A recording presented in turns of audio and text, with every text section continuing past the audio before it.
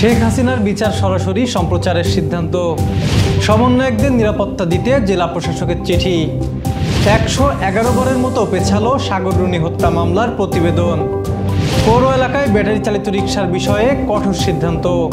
ঝিনাইদহ, বাগেরহাট ও নড়াইলে সড়কে ঝরেছে 7 প্রাণ। ক্ষমতার 4 বছরে 532 দিনই ছুটি কাটিয়েছেন বাইডেন। নারী বিশ্বকাপের পর বাংলাদেশ থেকে সরে গেল আরেকটি টুর্নামেন্ট। দর্শক, রাতের আয়োজনে সকলকে স্বাগত জানাচ্ছি। আমি মহিউদ্দিন সানি। শুনছিলেন 9 সেপ্টেম্বরের প্রধান শিরোনাম, এবার বিস্তারিত।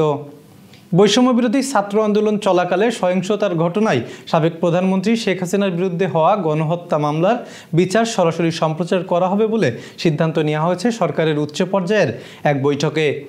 সোমবার আন্তর্জাতিক অপরাধ ট্রাইব্যুনালের চিফ প্রসিকিউটর মোহাম্মদ তাজুল ইসলাম বিষয়টি নিশ্চিত করেছেন।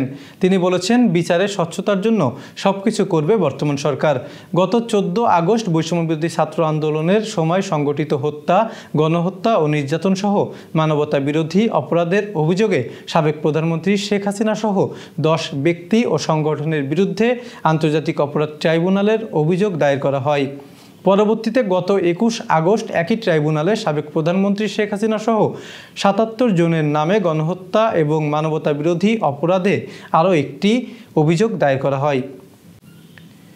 বৈষম্য বিরোধী ছাত্র আন্দোলনের বিভাগ ও জেলা পর্যায়ের সফর কর্মসূচিতে কেন্দ্রীয় সমন্বয়কদের নিরাপত্তা দিতে জেলা প্রশাসকের নিকট চিঠি দিয়েছে পুলিশ সদর দপ্তর। রোববার পুলিশ সদর দপ্তরের অপারেশনস শাখা থেকে এক অফিস আদেশে এই নির্দেশনা দেওয়া হয়েছে। সাংবাদিক দম্পতি সাগর সরোয়ার ও মেহরুন রুনির হত্যা মামলার তদন্ত প্রতিবেদন জমা দেওয়ার তারিখ 111 বারের মতো পিছিয়েছে। তদন্ত প্রতিবেদন দাখিলের জন্য আগামী 15 অক্টোবর দিন ঠিক করেছেন আদালত। সোমবার মামলার তদন্ত প্রতিবেদন দাখিলের জন্য দিন ধার্য ছিল। তদন্ত সংস্থা র্যাব প্রতিবেদন দাখিল না করায় ঢাকায় অতিরিক্ত চিফ মেট্রোপলিটন ম্যাজিস্ট্রেট মাহবুবুল হক প্রতিবেদন দাখিলের জন্য নতুন এদিন ঠিক করেন। যশোর সহ আঞ্চলিক সংবাদ। যশোর শহরের বিভিন্ন সড়কে যানজট ও জনভোগান্তির চিরচেনা দৃশ্যে রূপ নিয়েছে। সমস্যার সমাধানে সংশ্লিষ্ট বিভিন্ন পর্যায়ের সভায় নানান সিদ্ধান্ত হলেও তার বাস্তবায়ন কম হচ্ছে। ফলস্বরূপ যানজট কমছে না। এবার যশোর শহরে যানজট নিরসনে ব্যাটারি চালিত রিকশা, লাইসেন্সবিহীন ইজি বাইক শহরে না চালানোর জন্য পৌরসভা কর্তৃপক্ষ থেকে নির্দেশনা দেওয়া হয়েছে। আর শহরের বিভিন্ন স্থানে মাইকিং করে এ বিষয়ে প্রচারণা চালানো হয়েছে। এই আদেশ অমান্যকারীদের আটক করা হবে বলে জানিয়েছেন পৌর কর্তৃপক্ষ। দেশে সাম্প্রতিক বন্যায় ক্ষতিগ্রস্ত জনগণের সাহায্যার্থে যশোর জেলার বীর মুক্তিযোদ্ধাবৃন্দ জেলা প্রশাসকের মাধ্যমে 4,21,510 টাকা অর্থ সহায়তা প্রদান করেছেন। যশোর জেলা মুজিব বাহিনীর ডেপুটি লিডার মুক্তিযোদ্ধা অ্যাডভোকেট রবিউল আলম, সাবেক জেলা কমান্ডার মুজহারুল ইসলাম মন্টু সহ অন্যান্যরা এ সময় উপস্থিত ছিলেন। যশোর জেলা পরিবহন সংস্থা শ্রমিক ইউনিয়নের 19 জন মৃত সদস্যদের পরিবারের মধ্যে এককালীন 55,000 টাকা করে মোট 10,45,000 টাকা প্রদান করা হয়েছে। এ অর্থ প্রদান করেন সংগঠনের সভাপতি মামুনুর রশিদ বাচ্চু, সাধারণ সম্পাদক মুর্তুজা হোসেন সহ অন্য নেতৃবৃন্দ। বাংলাদেশ জাতীয়তাবাদী মহিলা দলের প্রতিষ্ঠা বার্ষিকী উপলক্ষে সোমবার যশোর জেলা শাখার উদ্যোগে দোয়া মাহফিল অনুষ্ঠিত হয়েছে।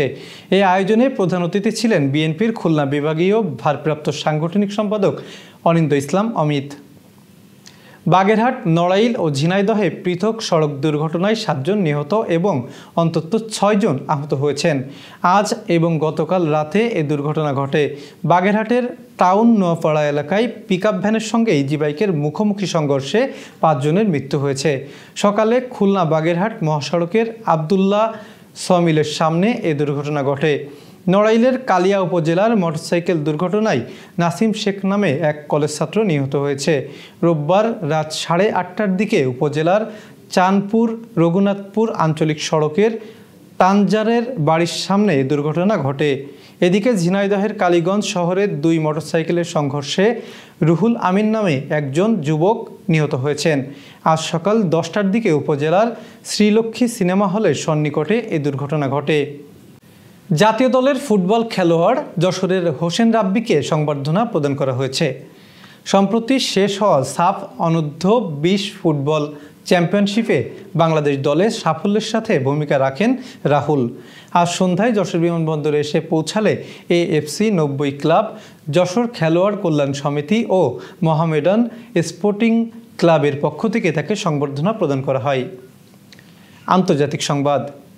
যুক্তরাষ্ট্রের প্রেসিডেন্ট জো বাইডেনকে নিয়ে চাঞ্চল্যকর তথ্য প্রকাশ করেছে দেশটির সংবাদ মাধ্যম নিউ ইয়র্ক পোস্ট।